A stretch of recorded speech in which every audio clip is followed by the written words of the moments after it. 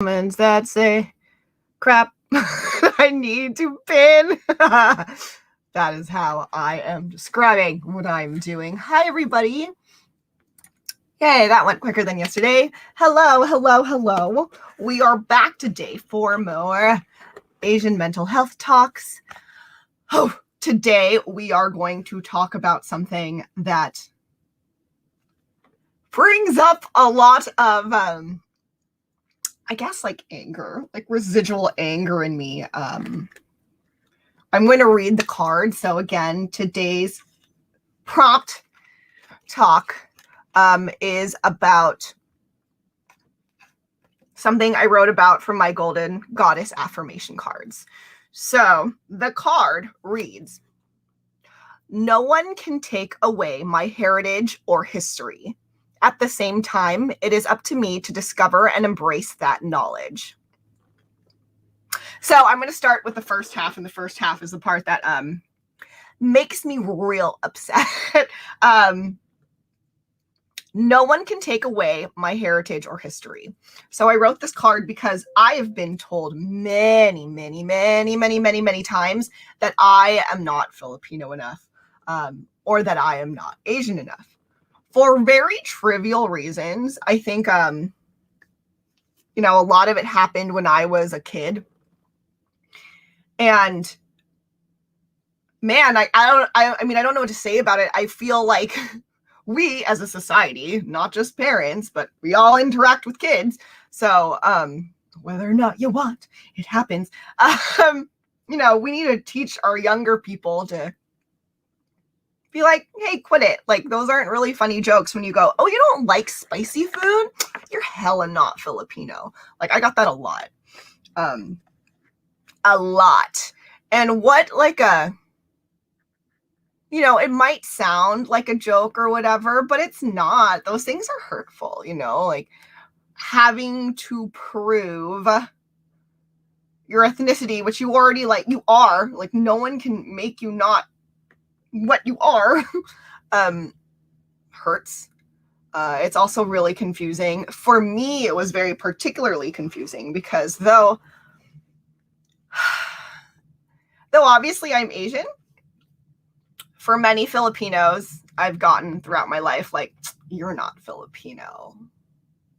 No, you're not Filipino. No, you have to be mixed. Like, I remember this happened to me when I was in 8th grade.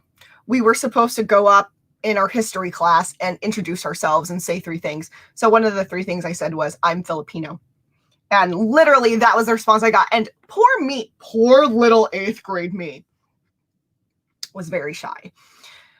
So I went up there, I was kind of quiet, said my name, then said I was Filipino.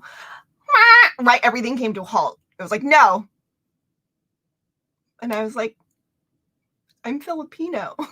And they're like, no, like, you gotta be like half something, right? Like, you're half Chinese or something, right? And I'm like,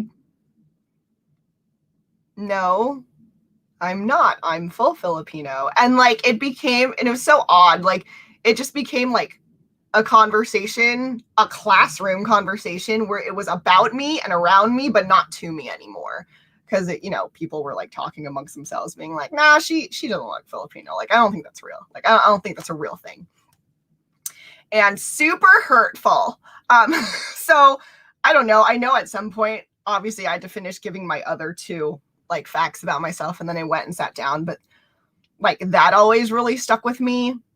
And also, again, like the little things, because a lot of the gatekeeping, like, I think usually like comes from like cousins and friends, or at least in my experience it has, especially like cousins, which for me was, again, I knew I did not look stereotypically Filipino. So when my Filipino cousins who looked more stereotypically Filipino than I did said, you're not Filipino enough because, you don't eat spicy food. You're not Filipino enough because you don't like the nuguan, which is, how do I explain it? It's like the blood meat. It's chocolate meat. Chocolate meat. I feel like more people know what chocolate meat is. But that hurt me.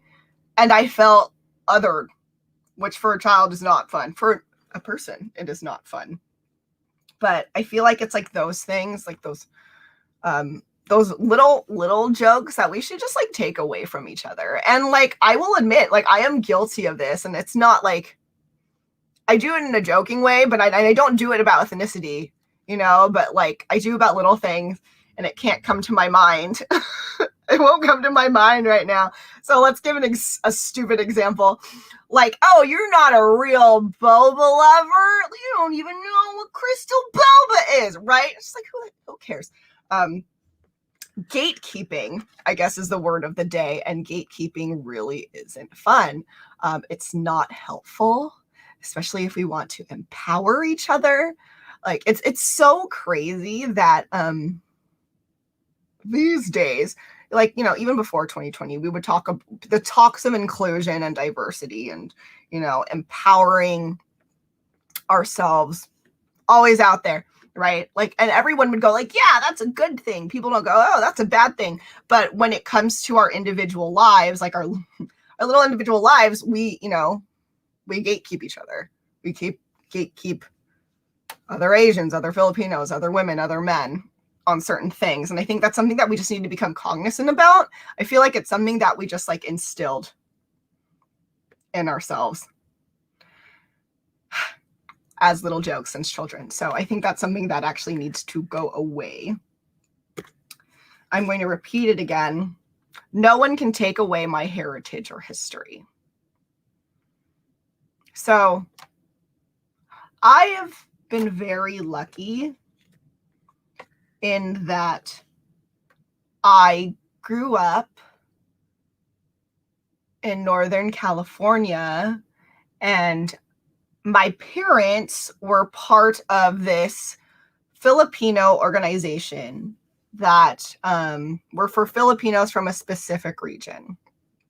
So the mountain provinces of the Philippines, I'm Igorot, like that's my people. So there is this international organization named BIBOC, which it stands for like the different tribes in my region. Yeah. And so I always had that history, and I got to learn how to play the gongsa. I got to learn, so a couple traditional musical instruments, bamboo instruments. I also learned traditional Igorot dances. So like, I know everyone knows what the tinikling is. That's not actually like, yeah, I'm Filipino, but like, that's not the dances that were going on in my region, though my mother knew it. So I actually got to learn like Igorot dances, which is really nice. And with that came a youth aspect, and they taught us about our history. You know, I knew that my people were part of the freaking World's Fair, that they were there as exhibits. You know, I knew that a long time ago. And so in that sense, I'm really lucky that I knew my history. One thing I did not learn was how to speak any sort of Filipino language. So everyone knows Tagalog. Yeah, everyone knows what Tagalog is in general. And so my parents, my parents both speak Tagalog, like it is like the national language, but they grew up speaking Ilocano and Kankanaey, because that's the dialect from the region. And the Philippines is really interesting because in the Philippines, there's over 100 different dialects, and a lot of them are basically like languages. So I feel like it seems more like 100 different languages, you know, not everything. My people weren't conquered by the Spaniards, so we don't have that influence. So yeah, so one of the things that I was gatekept against, right? If you don't know where I'm going, was that I was not Filipino enough because I didn't speak Tagalog. And, you know, this wasn't just strange to Filipino people. I feel like this conversation came up with other Asian people too, because, you know, most, if not all of my Vietnamese friends growing up knew how to speak Vietnamese. My friends who were Chinese, I'm pretty sure all of them knew how to speak Mandarin or what is Cantonese. So you know, it's weird. It's like, how come this other Asian girl doesn't know how to speak Tagalog? And so I got a lot of crap for that. And I actually got a lot of crap, not just from like friends, but also family members. And I'm just like, I never knew what to say, because I was like, I wouldn't be the one teaching myself, or at least, you know, like as a kid, right? So that never made me feel good. And I will give the reason, because I think this actually happened to a lot of us. And I can't just be, you know, Filipinos. This had to be a lot of different people who were children of immigrants. So when my brother and I were young, our schools sent out letters saying, don't teach your children another language. It's going to confuse them. So guess what our parents did? They didn't teach us the language, because the school literally told them, don't do this. Don't do it. And in the Philippines, you know, they learned English. Like, my parents knew English, like they're fluent. So to them, it wasn't a big deal. To them, it was just like, oh, you know, it's just one of the sacrifices of coming to America and like having your children have better. So, which is understandable for them. So unfortunately, they were lied to. And so there are a lot of people, including me, from that era who didn't learn their native languages because of that. And obviously, you know, some people just ignore those letters. But I remember my mother telling me, she's like, you know, your father and I are fluent.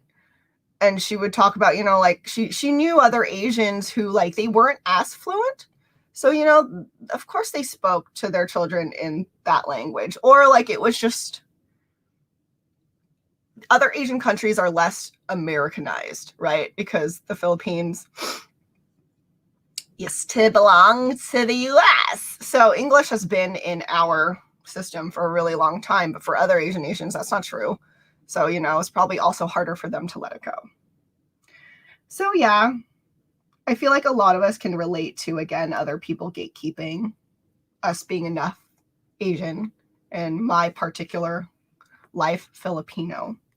And now I want to go back to the second part of the affirmation, which is, at the same time, it is up to me to discover and embrace that knowledge. Let me just read it from the top, because I think that makes more sense. No one can take away my heritage or history. At the same time, it is up to me to discover and embrace that knowledge. So no one can be like, hey, yo, girl, you ain't Filipino enough because you don't speak Tagalog and you don't like spicy food and you won't eat chocolate meat. They can say that to me. It doesn't mean anything. I'm Filipino. They cannot take that away. It's in my blood, literally in my blood. And then the second time, at the same time, it's up to me to discover and embrace that knowledge. So I feel, personally, after growing up with all those little like aggressions of being like, you're not enough Filipino, you're not enough whatever, and especially because it was coming from my family and my Filipino friends, I kind of was like, okay, I don't want to be Filipino. Like, that was kind of like I just didn't want to hear it anymore. It's not that I really didn't want to be Filipino, but I was like, Filipino people are mean to me. So I cared less about it. And I think I cared less about it, and that I just like ignored it, or it was like, whatever. Even though, again, I said, like, that's why it's so odd. Here I am growing up, lucky enough to be in this Filipino organization. At the same time, here's this weird bullying happening, including from some of the children from over here. So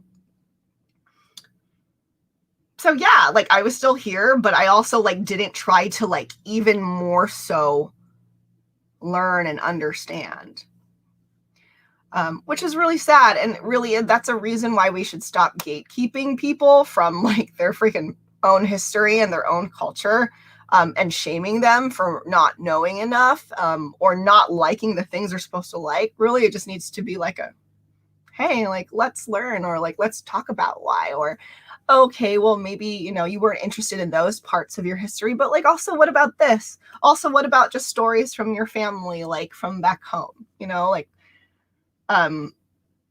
just listening to stories and not trying to find out whether or not like you're Filipino enough or Asian enough.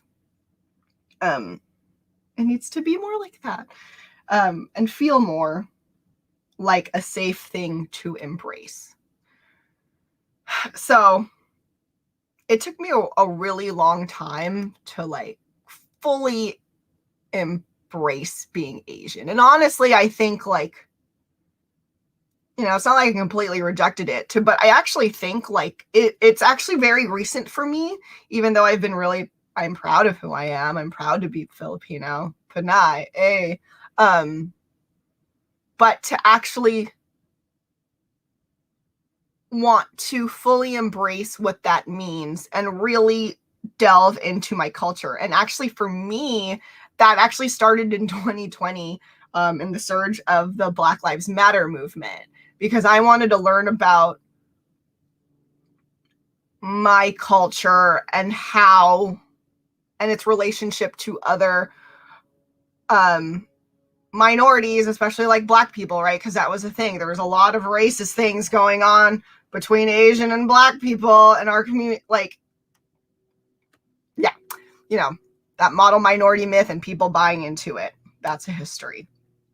So I really wanted to be like, how do we take that crap away so that we are not freaking hurting our Black brothers and sisters, because this is dumb. So that actually got me to delve more into my own history and my own Filipino-ness. Like one of the first hands are just gonna move. One of my first workshops about, you know, learning about our relationships, Asian relationships to Black people in America was put on by Pinaista. Like it was, and other like Filipino organizations. It was like literally, no, sorry. I did one first that was just Asian in general. And then I did one that was Filipino. And I picked these things because I wanted to be more specific, right? About like who I was and understand that experience more. Cause it's like, yeah, because it's different. You know, I'm not a white person. So like the dynamics there are really different. And then as an Asian person, as a Filipino, that racism towards them is also like really different and has like a different historical background. So that actually made me want to dive into my Asianness, my Filipino-ness actually more in full, because when I was in those workshops, there were so many people. I think the first workshop I went to, like there were like 5,000 people on that Zoom, and like they were even like, holy moly, we didn't know.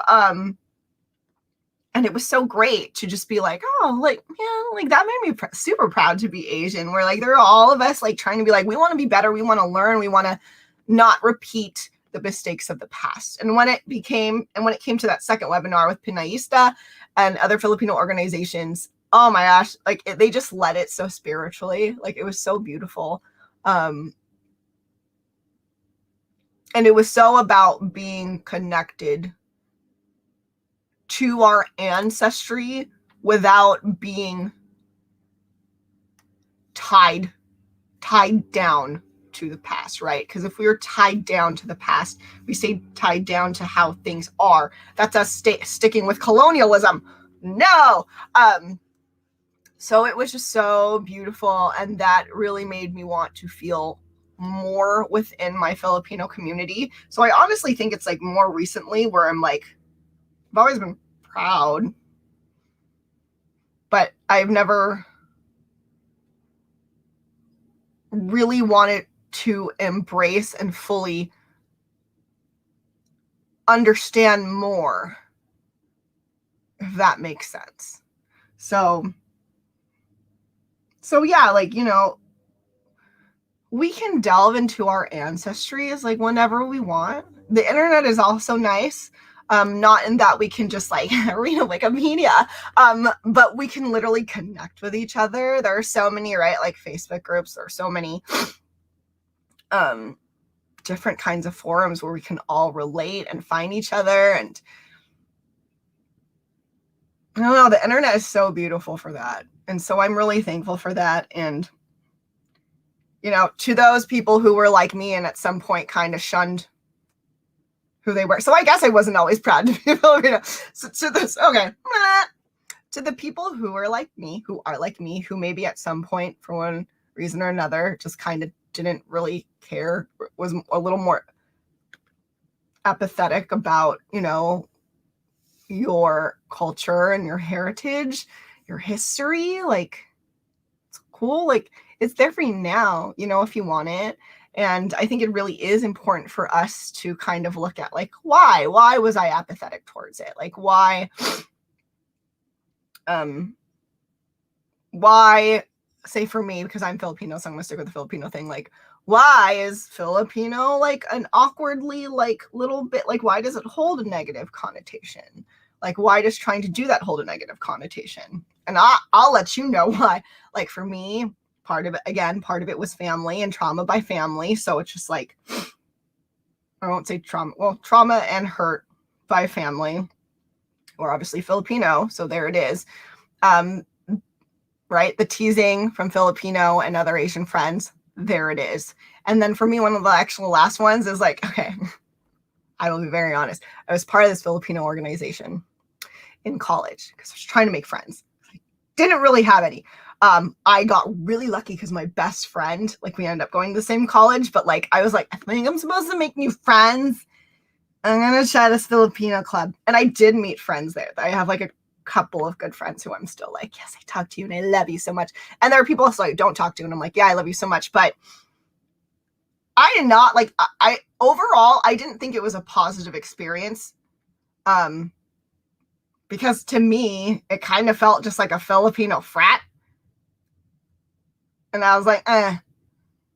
So, but, you know, like, and that comes with like weird, I was never hazed, but there was like weird dynamics of like, oh, it's okay to make fun of these people because whatever, because we're all friends and the same thing.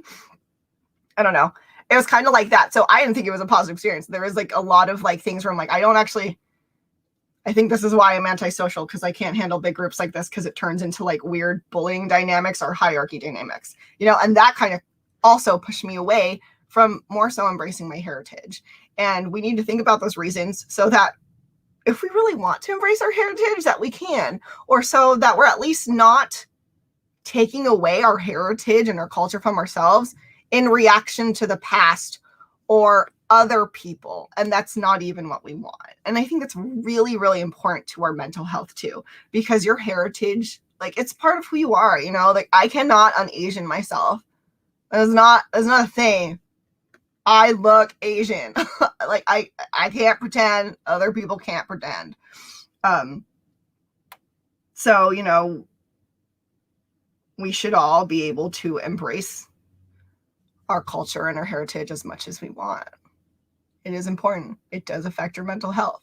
Like, it's weird when people are just like, I'm colorblind, race is nothing. And I'm like, oh, it's really so odd, because, you know, everyone sees color. That's a real thing. And there's nothing wrong with that. There is nothing wrong with us celebrating like our differences and our heritage and our backgrounds, our full freaking rich cultures. There's definitely a problem with hurting people because they have a different culture than you, right? It's that easy and that simple. So here we go. We're going to end soon, so I'm going to read it. I don't know. I can't figure out on Instagram how to make it flip. But so no one can take away my heritage or history. At the same time, it is up to me to discover and embrace that knowledge. Really, no one can take it away from you.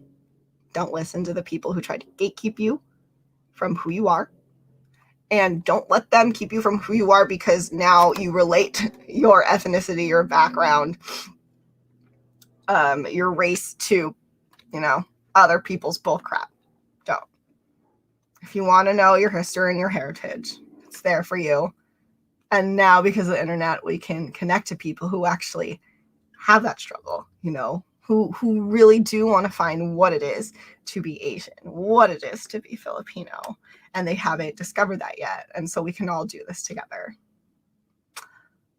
Yeah, so that is my end There are 14 days left in my Kickstarter for my Golden Goddess Affirmations. Every dollar counts. For the Kickstarter, you can pledge $1. And honestly, that will really help me. But yes, please support if you can.